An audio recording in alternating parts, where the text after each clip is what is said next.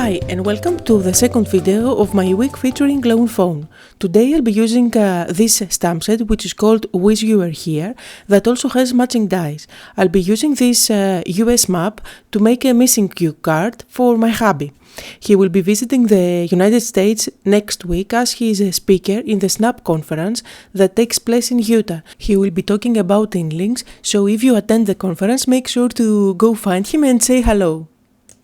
It's easy to separate the dies by moving them back and forth or just use a tool, like I'm doing here.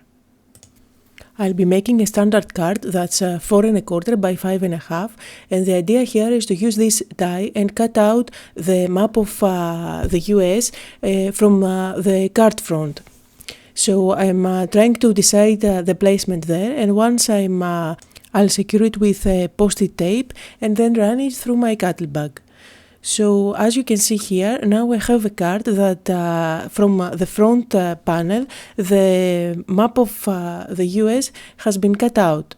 I'm keeping both pieces and you'll see what I'm going to do next. I have the stamp that perfectly matches the US, so I'm going to stamp it using black ink. You can use any black ink, but I'm going to color it using alcohol markers later on, so I decided to use Memento that doesn't smear or smudge. So that's the map ready to go, and now I'll go on to create something that I just decided to do. So I'm creating a panel out of the same white cardstock as my card base that's a little bit smaller than my card base. That leaves a 1/4 inch border all around. Now the idea is to have this panel on top of the card, but to have the cut of the map as well. But just because I wasn't thinking forward, I didn't cut both cardstock pieces at the same time. So I'm trying to find out a way, and the easiest way was to place the panel at the back of my card and secure it there, and now I'll go ahead and pop in my die so that it cuts the bottom panel. Now I know this is a bit confusing, but I tell you there is an easiest way. Just cut both pieces at the same time at the beginning. I was just not thinking forward again. So anyway, I managed, complicated or not, to create this panel. And you'll see now that when I place it on top of my card base, leaving the 1/4 inch border, it will be a perfect match between the two maps. This is a polka dot embossing folder, which I'm going to use to emboss my top panel and just to make it a bit more interesting.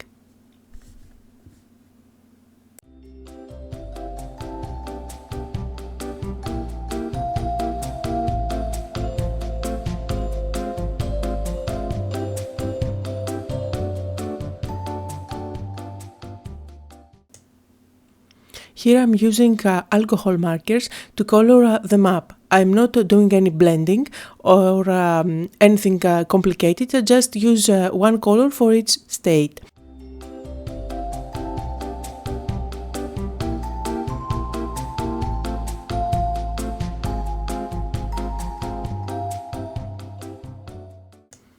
The markers I'm using are alcohol markers and they are called Spectrum Noir. You can find the color numbers just below in the description area. As you can see, I've left the Utah State blank. It's not colored, and you'll see why in a moment. Now I'm going to apply adhesive at the back of the map and stick it at the inside of my card. To do so, I'm sticking it through the gap, so I'm sure that when the card closes, you can see the map. And that's the top panel, the one that was so confusing to cut out at the beginning. And I'm going to use some vellum and sandwich it between the card and the top panel.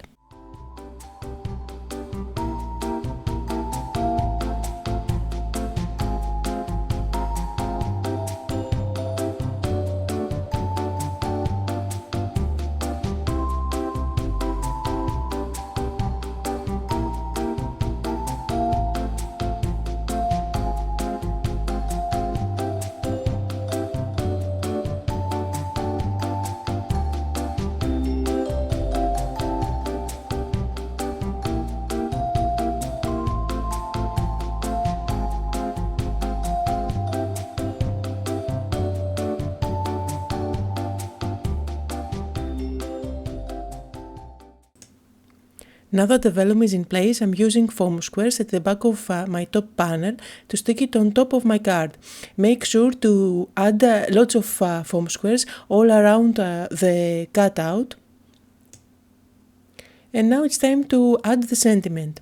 To do so, I've used an older stamp set by Fawn, which is called Home Sweet Home. And I'm using this banner, and also I'll be using the matching die. That stamp set also has matching dies. So there it is. And my sentiment will be missing you. This comes from the first stamp set I was using, and it's called Wish You Were Here, the one with the US map. To stamp my banner and the sentiment, I'll be using black ink again on white cardstock.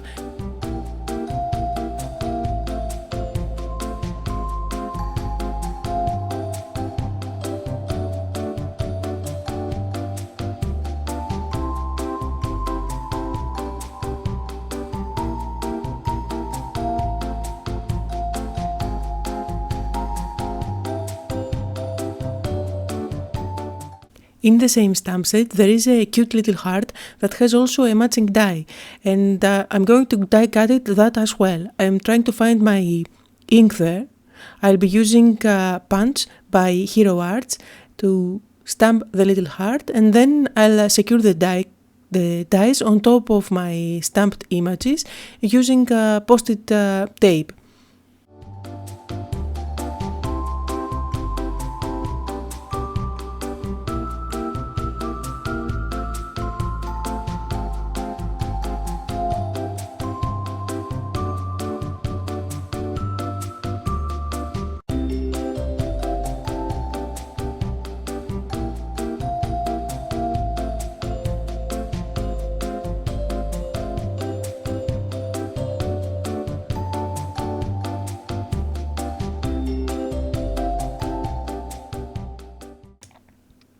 Now everything is ready. I also die cut a second little heart, which I'm going to stamp.